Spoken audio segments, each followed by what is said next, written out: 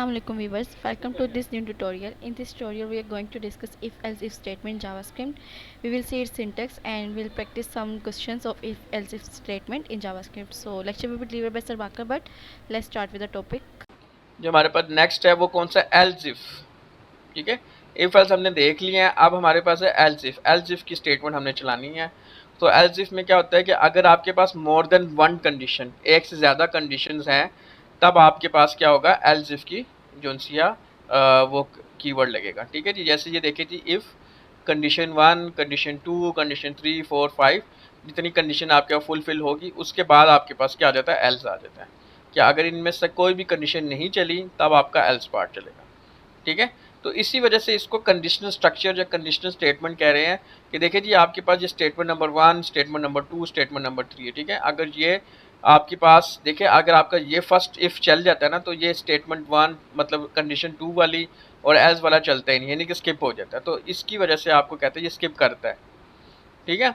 इसमें देखिए वो एग्जांपल दे रहा है, वो कहता है कि टाइम कोई भी टाइम हो सकता है, आप 10 दे दे, 5 दे दे, वट एवर जो भी टाइम देना वो टाइम के अंदर आ जाएगा। अगर तो टाइम लेस है 10 से, ठीक है, तो गुड मॉर्निंग आ जाए। अगर टाइम लेस है 20 से, ठीक है, तो वो गुड डे आ जाए। और अगर 10 और 20 से भी इन दोनों के अलावा कुछ और है तो वो कह रहा है गुड इवनिंग आ जाए। देख रहे हैं, यानी कि इफ़ के अंदर एक कंडीशन दी, एल्स इफ के अंदर भी कंडीशन दी, और एल्स में आ गया सिंपल वो जो भी आपके पास, अगर दोनों इफ़ कंडीशन फॉल्स हो जाते हैं तब आपके पास एल्स आ जाता है, ठीक है जी। अच्छा, इससे पहले मैं आप लोगों को एक और चीज़ बता दूं कि जो इफ़ होता है ना, इफ़, इसके अंदर जो हम कंपैरिजन करते हैं ना, वो कंपैरिजन के लिए ऑपरेटर कौन से इस्तेमाल होते हैं, कंपैरिजन ऑपरेटर, ठीक है। कंपैरिजन ऑपरेटर में हमारे पास लेस देन का साइन आता है, ग्रेटर देन का साइन आता है, ठीक है जी। और कौन सा है जी, इक्वल इक्वल का साइन आता है, ठीक है जी। और इसके अलावा नॉट इक्वल का साइन आता है। तो ये चार जो उनसे इनको बोलते हैं कंपैरिजन ऑपरेटर, जो कि कंपेयर करने के लिए, एक वैल्यू को दूसरी वैल्यू से कंपेयर करने के लिए, ठीक है। तो जितनी भी डिसीजन मेकिंग है ज़्यादातर आपके पास ये ऑपरेटर इस्तेमाल हो रहे हैं, इफ़ के अंदर या एल्स इफ के अंदर, ठीक है। तो आपने जो भी कंडीशन बनानी होती है आपने इन ऑपरेटर को इस्तेमाल करके बनाना होता है, ठीक है।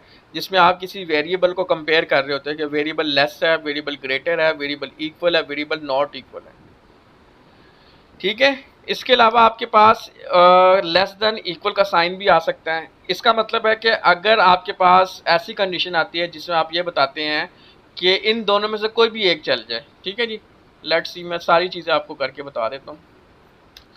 मार्क्स, ठीक है, एक वेरिएबल डिक्लेयर कर लेते हैं, मार्क्स इक्वल टू 50, ठीक है। अब कंपैरिजन ऑपरेटर, अभी हमने इक्वल ऑपरेटर तो देख लिया ना, डबल इक्वल, के मार्क्स इक्वल इक्वल टू 50 और डॉक्यूमेंट डॉट राइट, ये हेलो वर्ड कर देते हैं,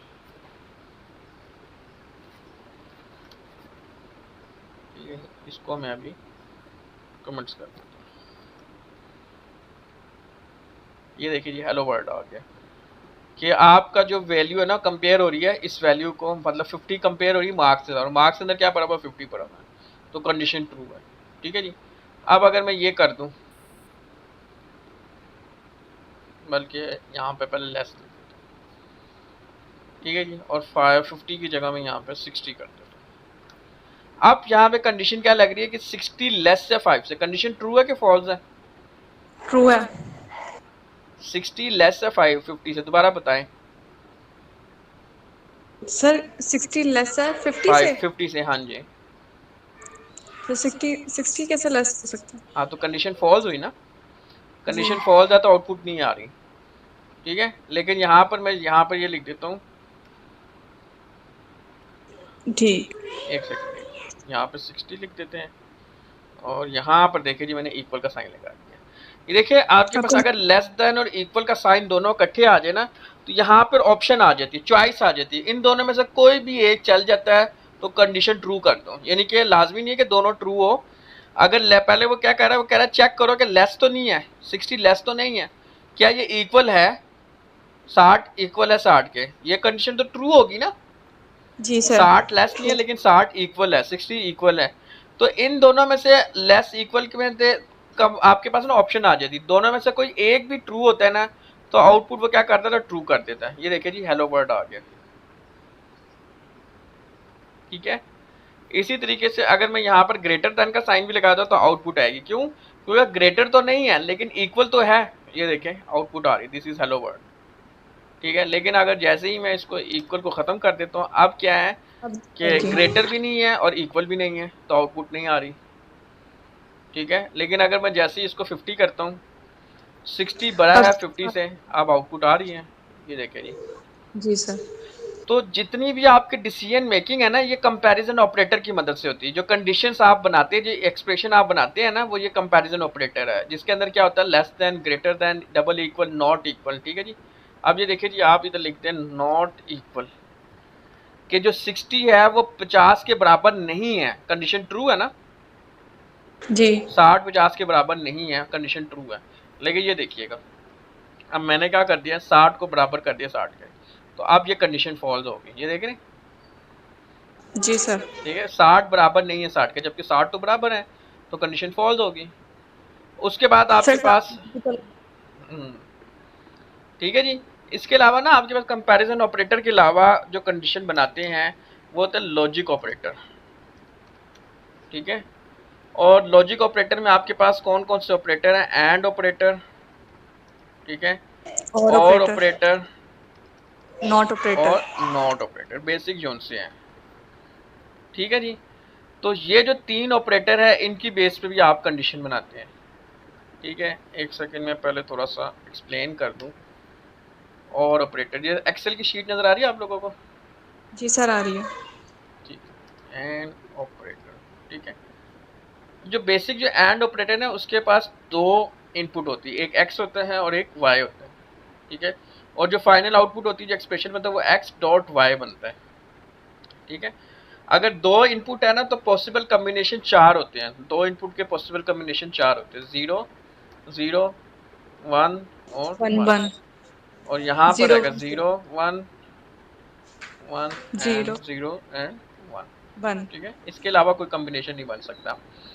जो एंड ऑपरेटर होता है वो मल्टीप्लाई करता है अपने इनपुट पे, जो भी उसके पास इनपुट होती है उसको मल्टीप्लाई करता है। 0 0 जार 0 0, 0 1 जार 0, 0 1 0 जार 0 और 1 1 जार 1।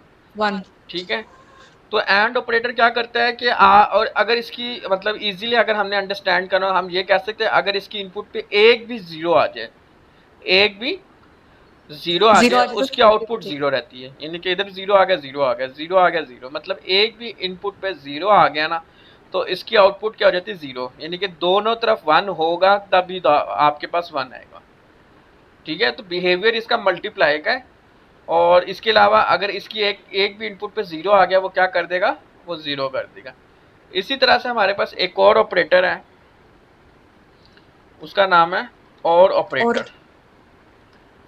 ठीक है, और उसमें हमारे पास, उसमें भी हम 2 इनपुट रख लेते हैं, एक्स और वाई, और आउटपुट इसमें इसका एक्सप्रेशन क्या होता है, एक्स प्लस वाई का। 1।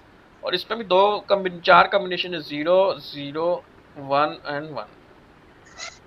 और यहाँ पर 0 1 0 1। ठीक है, इसका बिहेवियर प्लस करने का, इनपुट को प्लस करता है। 0 0 को प्लस करो, क्या आएगा, 0 0 1 1 1 1 0 1। ठीक एंड है, देन 1। क्योंकि हमारे पास बाइनरी में ना मैक्सिमम आउटपुट होती है 1, 2 तो हो ही नहीं सकती जी क्योंकि उसकी बेस होती है। ठीक है, तो 1 और 1 को नॉर्मल अगर आप डेसिमल में देखें तो 2 आता है। ठीक है, लेकिन हम बाइनरी में आउटपुट ले रहे हैं, तो 1 और तो 1 वो को फिर बाद में भी 1 ही आ जाएगा। ठीक है, यानी कि वो ऐड करके जी एट द एंड 1 ही आ जाएगा। हाईएस्ट आउटपुट क्या 1 है, तो वो लिख देंगे। तो और एंड ऑपरेटर में क्या होता है कि आपके पास एक भी जीरो आ जाए तो आउटपुट जीरो है, इसमें एक भी 1 आ जाए ना, एक भी 1 आ जाए तो आउटपुट आउटपुट में 1 1 है। और जीरो कब होगी, जब दोनों जीरो होंगे। अदरवाइज एक भी 1 है तो आउटपुट क्या हो जाएगी, 1 हो जाएगी। एंड ऑपरेटर का बिहेवियर मल्टीप्लाई का, इसका बिहेवियर प्लस का, ये प्लस कर देता अपनी इनपुट पे जो भी इनपुट पे आ रही होती है। ठीक है, इसके अलावा हमारे पास कौन सा, नॉट ऑपरेटर। नॉट ऑपरेटर में हमारे पास एक सिंगल ही होता है एक्स, और इसका होता है एक्स बार। ठीक है, यानी कि अगर आप 0 इनपुट पे दोगे तो आउटपुट 1 हो जाएगी, अगर आप 1 दोगे तो हाँ। इनपुट 0 हो जाएगी। ठीक है, तो ये हमारे पास जी 3 सर। तरह के ऑपरेटर हैं। तो उसके लिए हमारे पास क्या कहते हैं उसे, एंड ऑपरेटर है ना, उसका सिंबल क्या होता है प्रोग्रामिंग या जावास्क्रिप्ट में, ये वाला। सर ये लास्ट वाले को दोबारा बताइए तो नॉट ऑपरेटर का। ये जो लास्ट है उसमें है हमारे पास नॉट ऑपरेटर ना। नॉट ऑपरेटर क्या करता है, इसकी सिंगल ही इनपुट होती है।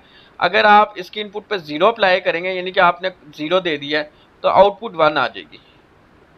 ठीक है, और अगर आप 1 देंगे तो रिवर्स कर देता है, इन्वर्ट कर देता है इनपुट को। नॉट, ठीक है, नॉट क्या आपको वो मतलब जो भी क्वेश्चन पूछ रहे हो उसका रिवर्स आंसर देगा, उलट आंसर देगा। ठीक है, अब हमारे पास जी ऑपरेटर सर। या जो सिंबल इस्तेमाल होते हैं जावास्क्रिप्ट में, तो इसमें जो सिंबल इस्तेमाल हो रहा है वो ये वाला। ठीक है, अब इसमें देखिए जी, इधर भी आपके पास फॉर एग्जांपल आप लिखते हैं जी एक्स एक्सप्रेशन, यानी कि एक्स ग्रेटर देन 5, ठीक है, एंड एक्स, ठीक है जी, ग्रेटर देन, बल्कि यहाँ पर मैं लिख लेता हूँ वाई ग्रेटर देन 6। ठीक है जी, तो आप क्या जी करते सर। हैं, 2 डिफरेंट एक्सप्रेशन देते हैं। ठीक है जी, बेशक आप एक्स के साथ ही इस्तेमाल कर लें। ये और जिनसे ना एंड ऑपरेटर, और ऑपरेटर में आप क्या करते हैं, फॉर एग्जांपल एक्सप्रेशन होता है आपके पास एक्स ग्रेटर देन 7, और ऑपरेटर के लिए आपके पास ये वाले साइन होता है। ठीक है, and x straight greater than या इक्वल टू फॉर एग्जांपल 10 कर देते हैं। ठीक है, एक सेकंड में आप लोगों को ये जिनसे हैं बता भी दूँ ये किस तरह से लग रहे हैं। कीबोर्ड नजर आ रहा है आप लोगों को? जी सर। ठीक है, ये जो और का ऑपरेटर है वो कैसे बनता है, आपने शिफ्ट का बटन दबाना है। ठीक है, और ये जो डेल से पीछे ये देखिए, ये एक शिफ्ट लाइन, ठीक है, ये और ऑपरेटर है। ठीक है, और अगर आपने एंड ऑपरेटर लगाना है, एंड ऑपरेटर में भी आपने 2 दफा एंड लगाना है। ये देखिए, अगर आप सिंगल लगाएंगे तो वो सिंटैक्स एरर है, वो कहता है एंड ऑपरेटर लगाना है, आपने 2 एंड लगाने हैं। ठीक है, और नॉट के लिए तो आपको पता है वो नॉट, वो जो उनसे है ये वाला साइन है, नॉट इक्वल। कॉम्प्लीमेंट वो उसका एक्सक्लेमेटरी मार्क। तो अब बेसिकली क्या है कि हम ना एक एग्जांपल कर लेते हैं। हम क्या करते हैं, हम ये करते हैं वेरिएबल x, y और z। ठीक है, x equal to 10, y equal to 12 and z is equal to 14। Problem statement क्या है कि हमने ये बताना है कि कौन सा जिनसा ना डिजिट बड़ा है, मतलब x बड़ा है, y बड़ा है या z बड़ा है। तो अगर देखने में क्या पता चल रहा है आप लोगों को? हाँ जी, सर जी बड़ा। देखने में तो आपको z बड़ा लग रहा है ना। ठीक है,